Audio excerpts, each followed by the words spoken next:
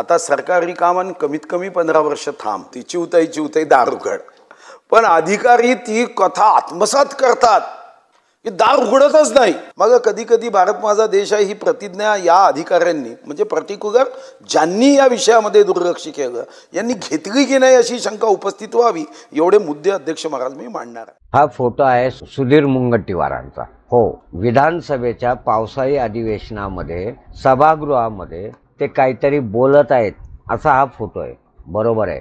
आज सुधीर मुनगंटीवार यांनी अक्षरशः सरकारची लक्तरे बाहेर काढली. सरकारी काम आणि 15 वर्ष थांब हे ह्या उच्च नेत्यांनी शब्द वापरणं खरंच लाजिरवाणी गोष्ट आहे. पण त्यांनी ते वापरले. नारायण राणे ते देवेंद्र यांच्यापर्यंत त्यांनी साऱ्यांचा कामकाजाची पद्धत उघडून ठेवली. प्रशासनातील अधिकारी काय पद्धतीत काम करतात, कशी टोलवाटोलवी करतात, कॉपी पेस्ट उत्तरं कशी देतात याची जणू त्यांनी पोलच खोलली. व्हिडिओमध्ये ते सगळं आपल्याला दिसणारच आहे. तत्पूर्वी आपला वेळ न घेता एक विनंती करू इच्छितो की व्हिडिओ आवडला तर व्हिडिओला लाईक शेअर करा आणि या सरकारी कामांबद्दल जे काही चर्चा मुनगंटीवारांनी केलेली आहे त्याबाबत आपलं काय मत आहे हे कमेंट करून आम्हाला नक्की सांगा.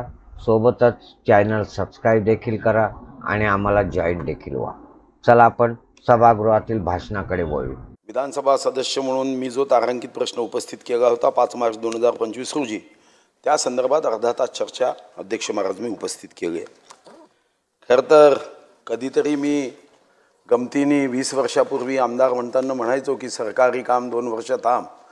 काही कालावधीनंतर प्रशासनामधली जी गतिशीलता आहे ती अजून कमी झाली, ॲव्हरेज कमी झाला कामाचा आणि मग सरकारी काम 4 वर्ष थांब. पण आज भीती वाटते की आता ॲव्हरेज हा अजून कमी झाला असावा.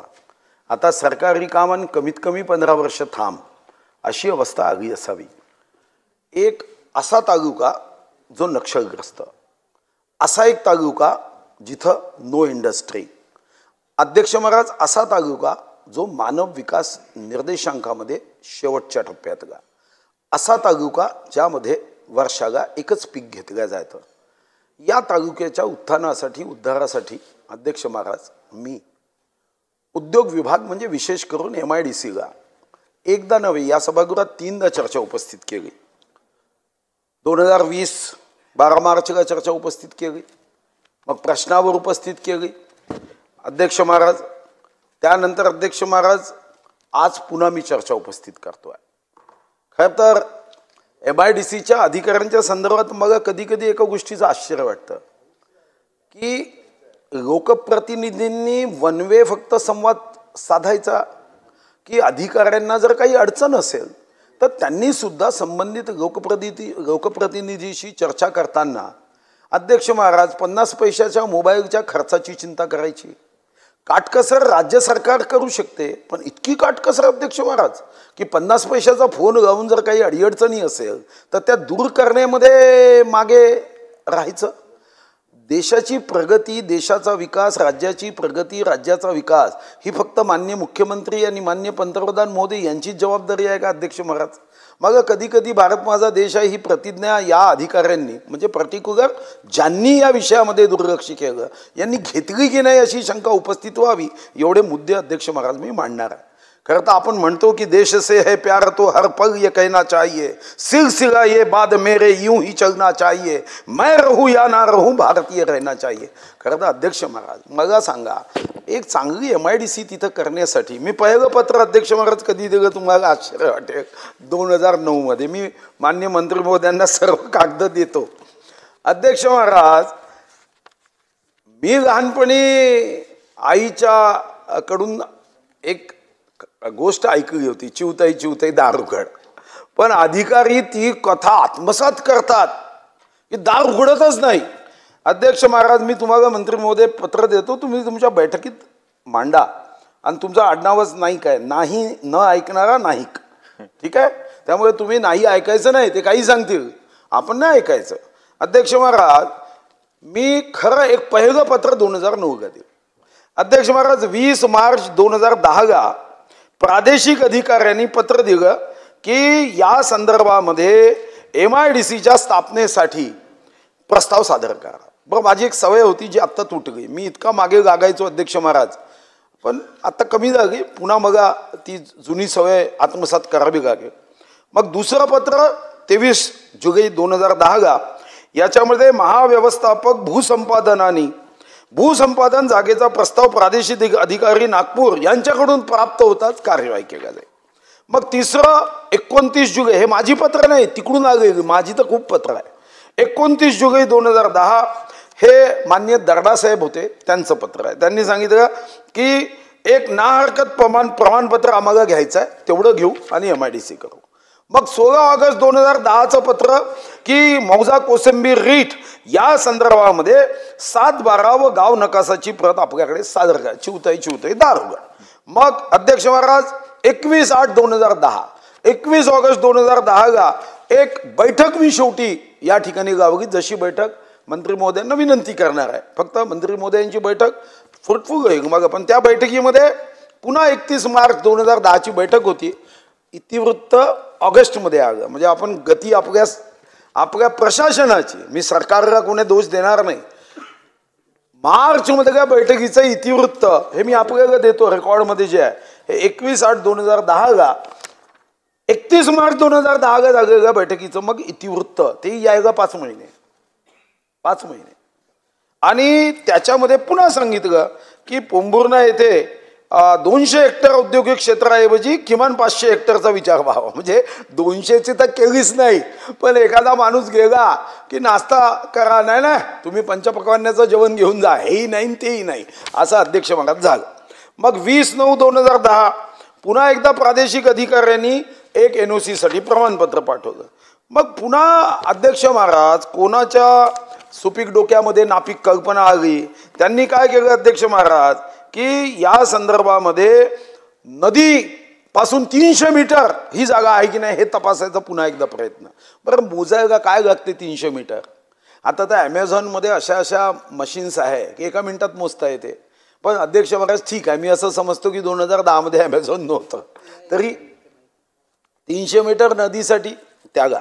मग शेवटी मी त्रासून मग नंतर नारायण राणे साहेबांना 2011 मध्ये, तेव्हा ते उद्योगमंत्री होते, त्यांना पत्र पाठवायला सुरू केली. मग 1 2 3 4 5 6 7 8 9 10 पत्र गेल्यावर त्यांचा 11व्यांदा मग निरोप आला की तुम्ही पत्र पाठवू नका, मी हे काम करतो. विश्वास ठेवला, कारण शेवटी नावच नारायण आहे, त्याच्यावर विश्वास नाही ठेवला आपण काय करू शकतो अध्यक्ष महाराज, आणि म्हणून विश्वास ठेव. मग काही झालं नाही, मग पुन्हा सुरू केलं.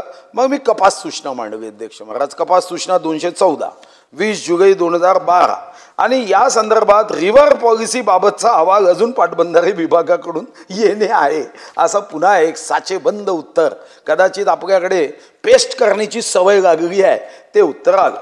मग पोंभुर्णा MIDC साठी पुन्हा 23 जुलै 2013. म्हणजे हा मी जुना कागदावधी सांगतोय, जो माननीय मंत्री महोदय हे कागद मी, तुम्ही बाजूलाच आहे त्यामुळे हे थ्रू देत नाही, आपल्याला डायरेक्ट देतो, नाही तर पद्धत अध्यक्षांच्या थ्रू द्यायची आहे. आता माझी विनंती काय अध्यक्ष महाराज, माननीय मंत्री महोदय अतिशय युवा आहे, अतिशय कार्यक्षम आहे. माझ्या मनात दूरपर्यंत शंका नाही, कारण विदर्भाचे असल्यामुळे ते कार्यक्षम आहेच, याबद्दल काही कोणाला सर्टिफिकेटची आवश्यकता नाही. विदर्भाचा प्रत्येक माणूस कार्यक्षम असतो, याबद्दल माझ्याही मनात शंका नाही.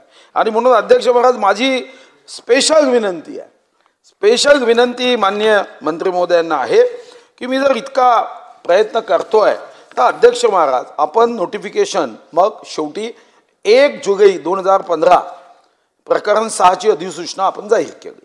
मग कलम 23(2) अधिसूचना 20/12/2018 केली. अध्यक्ष महाराज खरं तर मला अपेक्षा होती की ठीक आहे नॅचरली काम होतं, मला माहीत नव्हतं की नॅचरली इतका उशीर लागतो.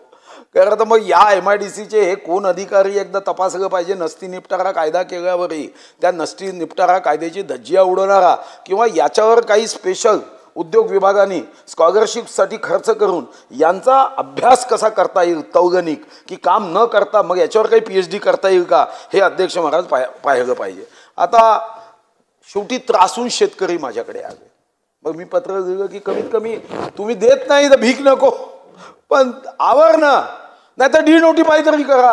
लोकांना 15-15 वर्ष, म्हणजे प्रभू रामाचा 14 वर्ष वनवास मी समजून घेत का, पण तो रावणाचा काळ होता. हा कोणाचा आहे? हा तर श्रीराम भक्ताचा आहे. इथं 15 वर्षाचा वनवास कसा होऊ शकतो अध्यक्ष महाराज? आणि म्हणून माझ्या स्पेसिफिक मंत्री महोदय 4 मागण्या आहे. आपण एक कार्यक्षम मंत्रीच नाही, आपल्याला एक मोठा हिमालया एवढ्या मोठ्या परिवाराचा वारसा आहे. आणि म्हणून पहिली मागणी की आपण एक चांगली बैठक घ्यावी.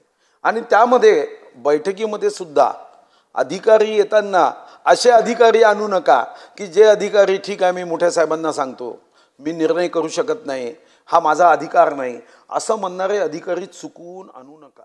असे अधिकारी बोलवायचे असेल तर मग तुम्ही एक नवीन विधेयक आणा, त्याला लिहा की काम न करणाऱ्या अधिकाऱ्याला मारझोड करणारे विधेयक क्रमांक 65 असं आणा आणि मग बैठक घ्या. पण तसं करू नका चूक.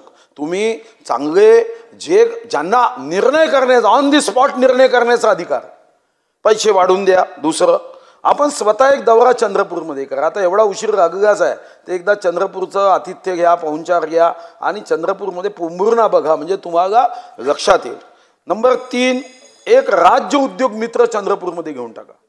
त्याच्याशिवाय तुम्हाला चंद्रपूर जिल्ह्याची कल्पना येणार नाही. आणि हा आमच्यासाठी सुद्धा एक सुयोग आहे की विदर्भाचाच एक राज्यमंत्री आहे आणि विदर्भाचा राज्यमंत्री म्हणून नाईक परिवाराची परंपरा सांगणारे आहे. तर माझी विनंती आहे, आणि दर वाढवून देता येईल का हे तपासलं पाहिजे. विशेष बाब म्हणून तुम्ही जसं समृद्धी महामार्गाला नियमाच्या बाहेर जाऊन वाढवून दिलं आहे किंवा पुढे काही ठिकाणी वाढवून देणार आहे, ते एकदा करा ना.